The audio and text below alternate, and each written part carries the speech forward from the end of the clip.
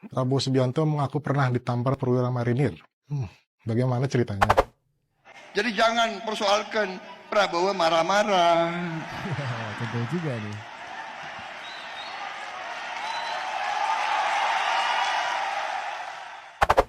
Kita melihat situasi lapangan. Hmm. Kita tidak ingin memaksakan sesuatu yang memang belum, jangan dipaksakan. Nah, kalau kita benchmarking dengan Bu Mega, ya harus jujur. Kan harus ada pembanding. Bu Mega buat apa? 3 tahun jadi presiden dari lungsurannya Gus Dur, karena dapatnya pun kan ada catatan itu kan. Ya, videonya beredar di mana-mana kalau itu. Selamat datang di Sudut Pandang teman-teman di FYP For Your Politics. Saya pengen ngebahas tentang Prabowo. Prabowo yang kemarin sempat sudah bisa pulih ya dari operasi kaki yang dijalani beberapa waktu yang lalu. Sekarang jalannya sudah sedikit lincah gitu.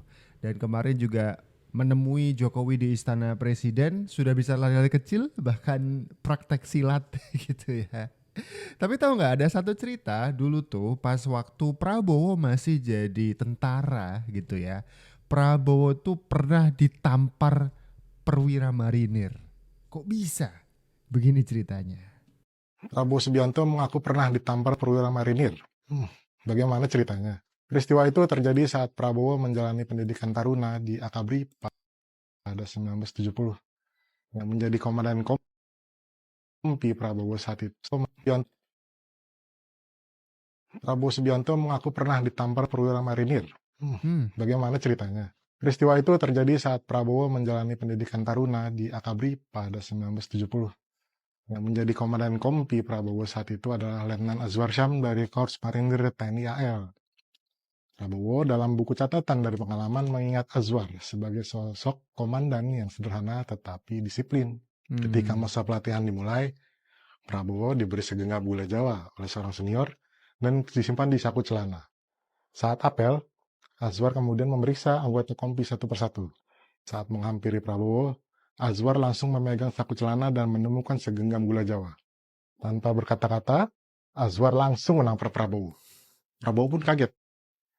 Meski sakit, Prabowo tidak marah terhadap perlakuan Azwar dan malah bangga menjadi taruna pertama yang ditampar komandan.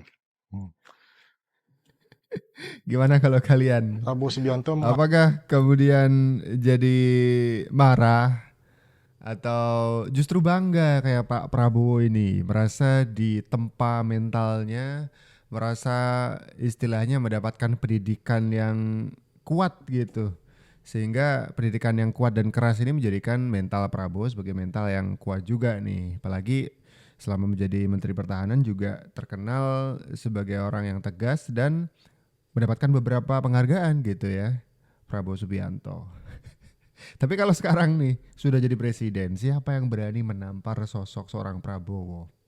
Berani menampar Presiden Republik Indonesia terpilih? Jadi jangan persoalkan Prabowo marah-marah.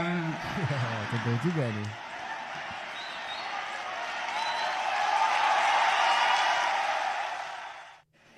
Nanti Prabowo marah-marah lagi.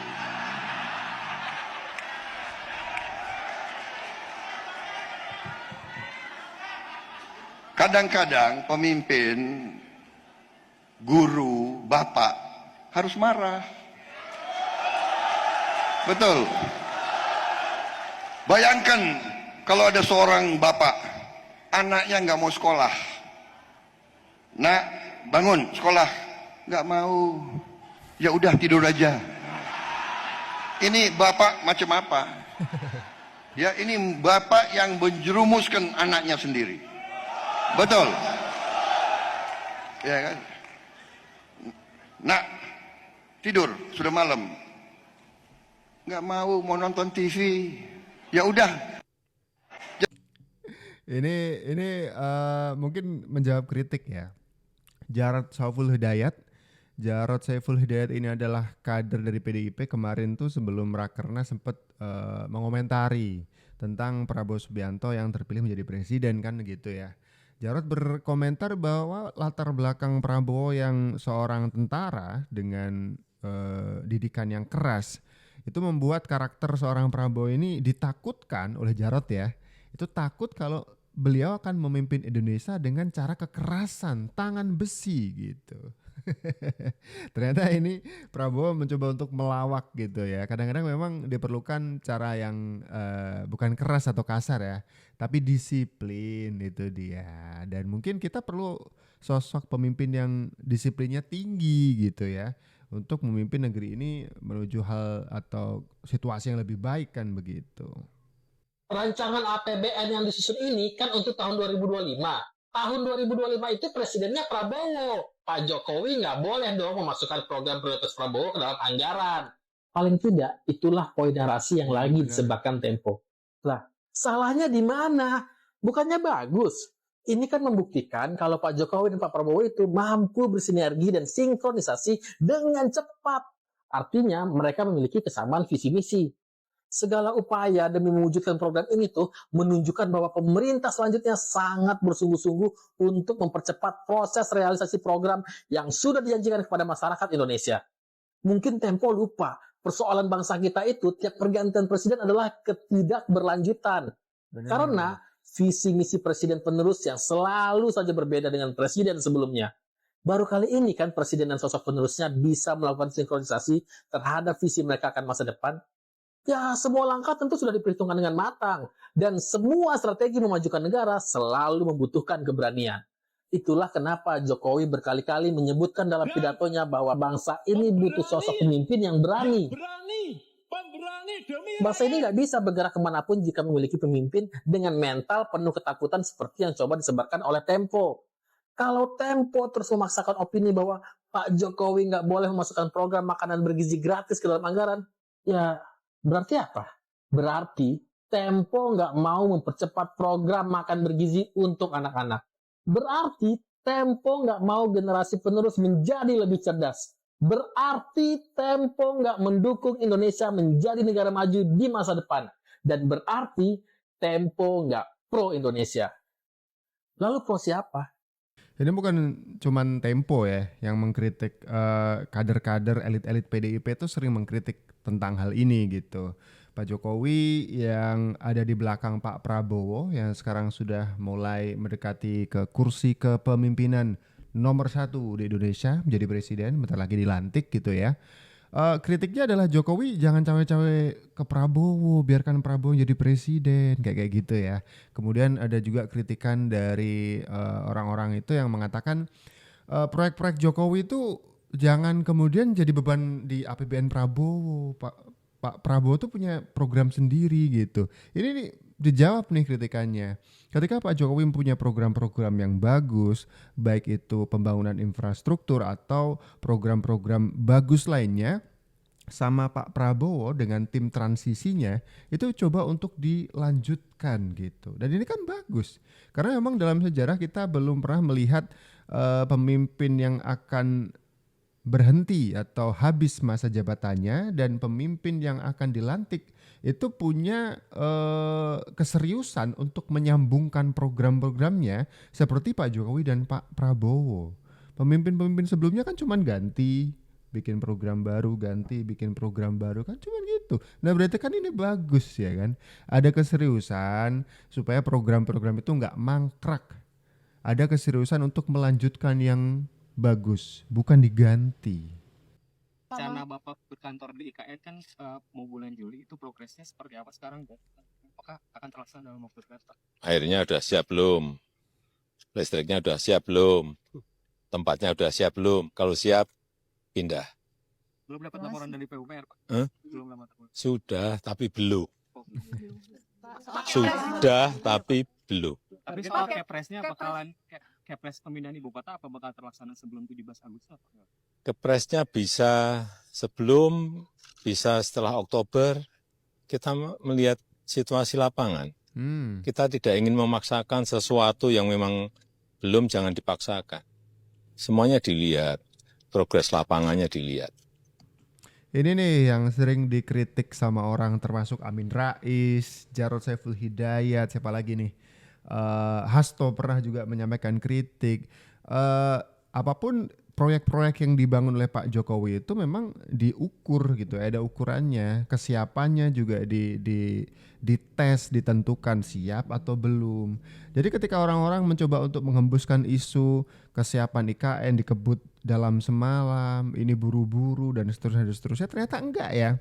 Jokowi tetap akan melihat kesiapan dari IKN ini benar-benar sudah siap benar atau belum.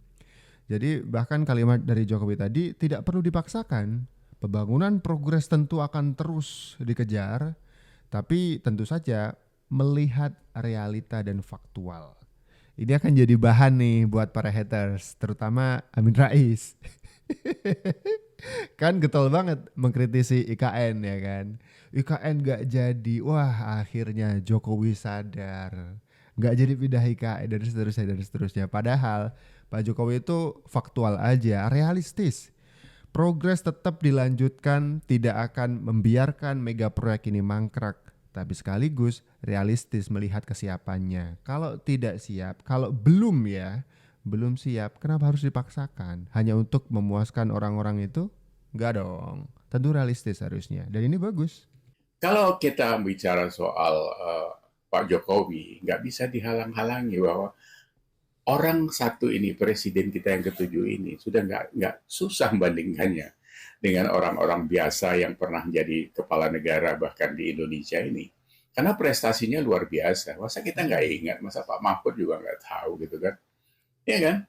Apa yang nggak dilakukan Pak Jokowi? 1 bulan, 2 bulan dilantik sudah menyamakan harga BBM keluarga kita di Papua, ya kan, yang selama 40 tahun lebih itu membeli harga BBM 10-20 kali lipat dibandingkan Jawa, membuat Trans Papua, mengembalikan Freeport yang 9% saham Indonesia menjadi 52%, Blok Mahakam yang 45 tahun dikuasai asing, Blok Rokan yang 90 tahun dikuasai asing, membubarkan Petral yang 1 hari untungnya $15 juta itu, gitu kan. Nah, kalau kita benchmarking dengan Bu Mega, ya harus jujur. Kan harus ada pembanding. Bu Mega buat apa? 3 tahun jadi presiden dari lungsurannya Gus Dur, karena dapatnya pun kan ada catatan itu kan. Ya, videonya beredar di mana-mana kalau itu. Ngapain apa yang terjadi? 3 pulau lepas, ya Simpadan, Likitan, satu lagi saya lupa. Ya terus Blok Tangguh lepas, katanya punya potensi ekonomi 500 triliun per tahun. Apalagi Indosat lepas. Terus BLBI dengan catatan. Apa ini prestasi seorang negarawan? Ya saya pikir enggak, karena memang konsennya cuma pada kekuasaan. Ini juga. Nah, mau gak mau kita mesti kasih kredit dan kasih pujian. Karena memang untuk Joko Widodo tuh pembangunan tidak tersentralisasi hanya di Jawa. Karena Indonesia bukan cuma Jawa. Pembangunan Jokowi selama hampir 10 tahun menjabat sebagai presiden itu merata. Kalimantan, Sumatera, Papua bahkan ya kan, yang dari dulu saudara kita di timur tuh berteriak ya kan istilahnya, kenapa harus di Jawa terus? Nah sekarang dijawab sama Jokowi, pembangunan itu merata. Jadi netizen bahkan mengatakan gak usah dibanding-bandingin, gak bisa diomongin lagi kehebatan dan prestasi dari Joko Widodo soal pembangunannya. Coba kita baca beberapa komentar ya. Pemimpin amanah rakyat Indonesia, surga tempatnya Bapak Jokowi, amin. Kemudian ada juga yang mengatakan Ami AE, presiden terbaik selama dekade, 1 dekade mungkin ya, sehat selalu Bapak Jokowi. Ada Upik juga komentar nih, Pak Jokowi presiden yang hebat, semua daerah dibuat bendungan agar sawah terairi dengan baik, bahkan dunia aja mengakui. Karena memang Indonesia negara agraris gitu ya. Jadi fungsi dari pembangunan terutama bendungan itu masuk ke dalam PSN, proyek strategis nasional, sudah dicatat gitu. Dan memang sudah dikaji sedemikian rupa. Karena Indonesia adalah negara agraris, ketahanan pangan itu nomor 1, bahkan Jokowi akhir-akhir ini juga punya fokus bahwa dunia sedang mengalami perubahan iklim yang sangat sungguh mengkhawatirkan. Ada istilah neraka iklim gitu ya, yang efeknya bukan cuma ke manusianya, tapi juga ke pangan, akan ada potensi krisis pangan. Makanya perhatian ke soal dunia agraria tanah dan juga hasil-hasil tanam itu menjadi fokus utama dari Joko Widodo juga, dan sepertinya juga bakal dilanjutkan oleh Pak Prabowo ya. Jadi emang harus kita akui. Kan Kepres untuk pemindahan ibu kota, Pak Jarod disampaikan kemungkinan juga bisa dilakukan di eranya Pak Prabowo. Pak Jarod, tanggapan fraksi PD Perjuangan seperti apa, Pak Jarod? Tapi terus saya pribadi melihat memang tidak mudah untuk memindah ibu kota, dan jangan terlalu dipaksakan. Ya, sangat tidak mudah masuk progresnya. Termasuk juga untuk upacara 17 Agustus. Ya, kalau terlalu dipaksakan, ya begitu nanti listrik belum masuk, air juga belum masuk, infrastruktur juga masih belum siap, begitu ya. Artinya apa? Inilah salah satu konsekuensi dari kebijakan yang tergesa-gesa. Kalau menurut saya sih bukan kebijakan. Apa yang dikatakan soal target-target itu kan bagus. Artinya misalkan nih Pak Jokowi pengen melaksanakan 17 Agustus di IKN misalkan. Itu kan target ya kan. Jadi kebijakannya adalah dengan melakukan progres-progres yang nyata di pembangunan IKN gitu. Meskipun tanpa target harus 17-an, IKN tetap harus dibangun kan. Jadi ini bukan soal apa istilahnya kritik kenapa baru sekarang, harus melihat realita. Justru karena Joko Widodo melihat realita dan fakta, datanya begini, IKN tidak bisa dipaksakan, bahkan Jokowi juga mengatakan tidak perlu dipaksakan gitu ya. Justru Jokowi itu realistis gitu, bukan halusinasi. Kalau memang belum siap, ya belum siap. Tapi bukan berarti progresnya harus mandek. Progres tetap, target harus ada. Kan begitu. Itu pemimpin, jadi tetap optimis soal satu hal gitu ya. Tapi kemudian orang-orang pesimis tuh coba untuk menggebosi optimistis bangsa ini soal ibu kota IKN.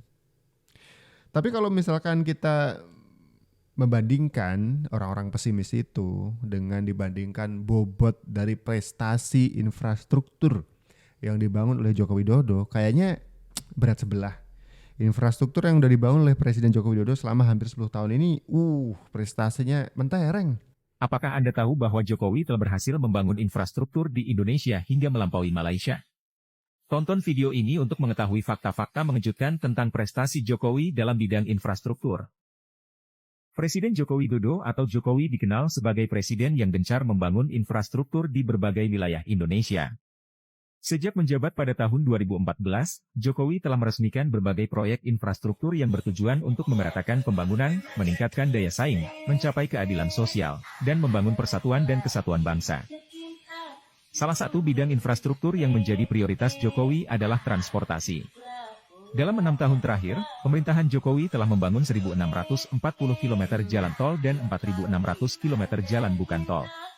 Selain itu, Jokowi juga telah membangun 15 bandara baru dan melakukan 38 ekspansi dan perbaikan bandara lama.